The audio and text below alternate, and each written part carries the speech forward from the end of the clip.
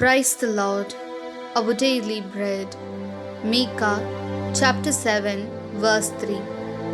Their hands are on that which is evil to do it diligently. The ruler and judge ask for a bribe, and the powerful man dictates the evil desire of his soul. Thus they conspire together.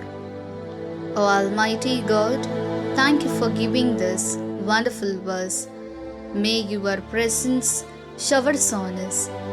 O Lord, today there is no place in this world where there is no evil from birth to death. Evil is burning among men.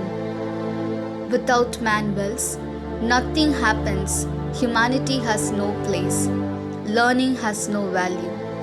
Therefore, Lord, please bless us to live a humble life and flourish as witnesses of Christ Jesus. We ask this in the name of Jesus Christ. Amen. அன்றாட உணவு. மீகா அதிகாரம் 7 இறை வார்த்தை 3. தீமை செய்வதில் அவர்கள் கை தேர்ந்தவர்கள். தலைவனும் நீதிபதியும் கையூட்டு கேட்கின்றனர். பெரிய மனிதர்தாம் விரும்பியதை வாய்விட்டு கூறுகின்றனர். இவ்வாறு நெறி தவறி நடக்கின்றனர். அன்பின் தகப்பனே, இன்றைய நாளிலே இந்த இறை மன்னாவை கொடுத்ததற்காக நன்றி ஆண்டவரே. இறைவா, இன்றைய உலகில் தீமைகள் இல்லாத இடமே இல்லை.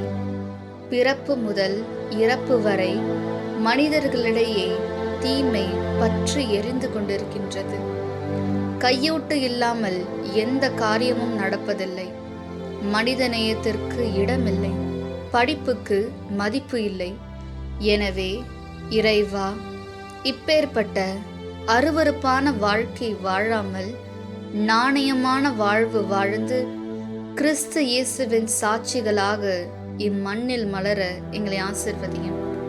ஆமீன். அன்னன்னுள்ள பூஜனம்.